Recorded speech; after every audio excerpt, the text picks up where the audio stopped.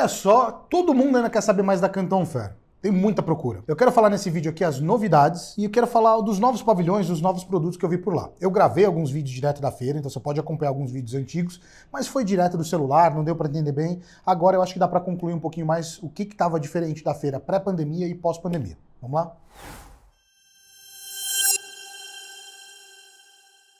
Seja bem-vindo a mais um vídeo do canal, eu sou o Lincoln Fracari e aqui a gente fala de importação empresarial e principalmente por sermos um representante da Canton Fair aqui no Brasil, a gente visitou a feira. Poucas pessoas foram agora em abril e eu vou contar as novidades para vocês. A primeira coisa que eu notei é que a feira de Cantão, apesar de ser na China, nunca pôde entrar o chinês sozinho nessa feira. Olha só que bizarro, né? É uma feira, imagina uma feira no Brasil que o brasileiro não pode entrar. Eles prepararam uma feira para receber os compradores estrangeiros e se relacionarem com as fábricas chinesas. Essa era a intenção. Por quê? Outros chineses, quando iam para lá, eles acreditavam que podiam copiar os produtos, podiam ser concorrentes espiões, podia ser alguém só tirando foto dos designs, os produtos novos. E assim, o chinês em si, ele não era o público-alvo de quem estava pagando para estar no stand. Para quem já pagou para uma feira, por exemplo, sabe que é caro o stand, movimentar as pessoas, né? A China é muito grande, maior que o Brasil, e fica no sul da China, a Canton Fair, em Guangzhou, né, em Cantão. Então as fábricas da China inteira vão para lá. Essa viagem deveria se pagar achando clientes potenciais. Eles não acreditavam que os chineses seriam. O que aconteceu nos últimos 3 anos? Não podia estrangeiro para lá, por causa do visto, por causa da pandemia, e recentemente foi aberto. Na verdade, só foi aberto no finalzinho assim de março, que começou a ter visto de novo aqui no Brasil, e para os outros países foi quando a China se abriu oficialmente. Com isso, não deu para todos os estrangeiros fazerem os vistos, né?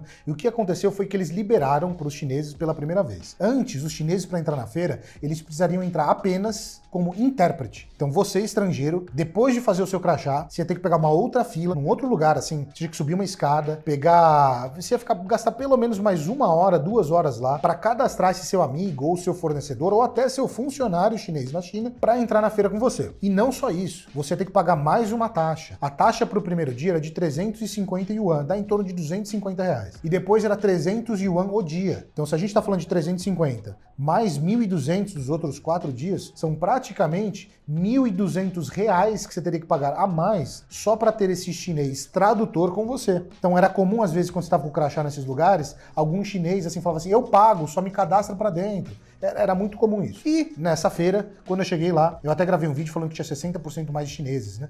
E tinha, cara, devia ter 95% de chinês, tinha muito. Parecia uma feira nas feiras menores, quando a gente ia visitar na China, feiras pequenas, feiras locais, feiras voltadas para atender o mercado nacional chinês, o que estava aparecendo era isso. Então a Canton Fair é engraçado e sempre foi, porque você via pessoas de todos os lugares, de todas as formas, tamanhos e cores e roupas, andando tudo junto, e ali ficou uma uniformidade muito grande, porque a maioria das pessoas eram asiáticos. E apesar do brasileiro aqui falar, todos são iguais, né? Chinês, japonês, coreano, eles não tem nada a ver um com o outro.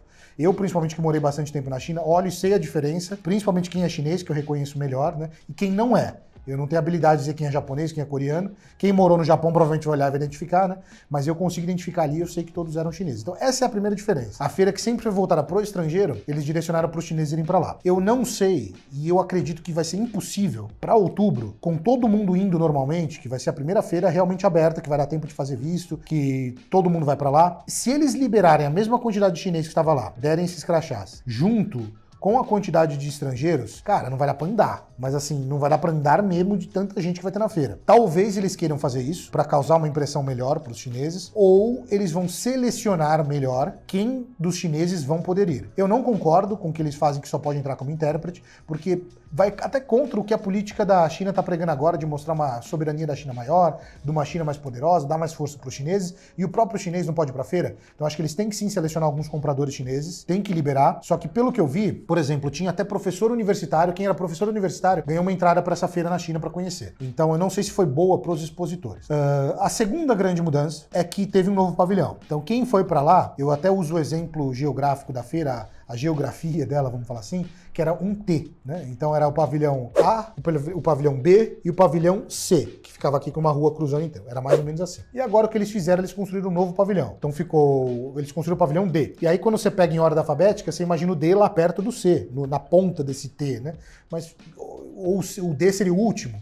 E não fizeram bem isso. Eles fizeram assim, A, B, o C continua lá nesse lugar e colocaram o D aqui, ó, antes do A. Então ficou D, A, B, e o C lá no fundo. Eu não sei se eles vão mudar o nome desses pavilhões para ficar mais lógico, A, B, C e D, né, se eles vão fazer isso, ou para o próprio comprador que já está acostumado a visitar a feira não se perder, eles vão manter isso. O que eu senti é, eles pegaram muitas das coisas grandes, principalmente da parte de maquinário, de automação, de robótica, de novas energias, que são de automação industrial, que são linhas de produção, para quem está buscando produzir alguma coisa, se tornar uma indústria, máquinas de todos os tipos são expostas por lá, e às vezes o chinês não expõe as máquinas.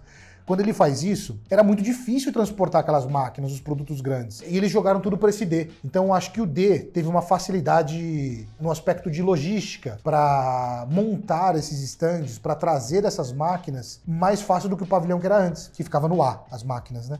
E no A colocaram outros produtos. Então, o que eles fizeram? Além de adicionar novas linhas de produtos que não tinham antes, eles colocaram pavilhões internacionais, que são pavilhões que não são fabricantes na China. Então tem pavilhão da Turquia, pavilhão do Egito, pavilhão do Paquistão da Índia. Eles pegaram alguns desses stands, colocaram de acordo com o produto. Antes o pavilhão internacional era assim, pavilhão internacional, aí eles chamam todos os, meio que misturado, todos os pavilhões de outros países naquele lugar, agora eles segmentaram isso por país. Então assim, se eu for falar as principais diferenças desta feira, foi a adição e a liberação dos chineses e esse novo pavilhão. Esse novo pavilhão significa que a feira está esperando receber mais visitantes, porque um pavilhão daquele... Eu não pesquisei as medidas aqui, talvez a gente até coloque na tela, mas eu diria que ele é pelo menos 5 vezes maior que um IMB nosso. Só um desses pavilhões novos, que é o D. Então pensa só no tamanho que é isso e quanta gente não cabe lá. Eles esperam receber mais gente, então eles estão preparados para outubro. Eu senti bastante problema em volta da feira, que eles, ao mesmo tempo, sempre se preparam bem. O primeiro dia bem caótico, tava muito trânsito. Até tem um vídeo que eu postei, eu não sei se eu postei no YouTube depois, mas que eu desci do ônibus que faz o translado do hotel para a feira e andei por 45 minutos, senão eu não ia chegar na feira, de tanto trânsito que tava, por causa de umas obras, de umas reformas que estavam fazendo. Então, ao mesmo tempo, foi bom eles não terem liberado para todo mundo, porque o volume de gente não iria ser muito bem recebido se eles não tivessem esse trial, essa versão aqui de teste. Então, pensando nessa expansão, eu tenho certeza que quem participar da feira em outubro vai gostar bastante, porque eles estão esperando aumentar todos os pavilhões, adicionar novos segmentos, principalmente na parte de energia limpa, parte de automação, de robótica, e tudo que eram os outros segmentos ficaram maiores. Os pavilhões que tinham só uma linha de um pedacinho menor, teve mais fornecedores agora. Eu acho que isso é muito bom para quem busca fornecedores, né? Quem vai uma vez por ano, ou uma vez a cada 2 anos, ou até para quem precisa ir frequentemente, dependendo do produto, de uma vez a cada 6 meses. Mas é isso, pessoal. Resolvi aqui condensar essas duas mudanças da Canton Fair para vocês se atualizarem. Se você ficou com alguma dúvida, quer comentar sobre como é que tá a feira, o que eu visitei lá, escreve aqui embaixo que eu comento aqui com vocês, eu respondo para vocês. Até o próximo vídeo.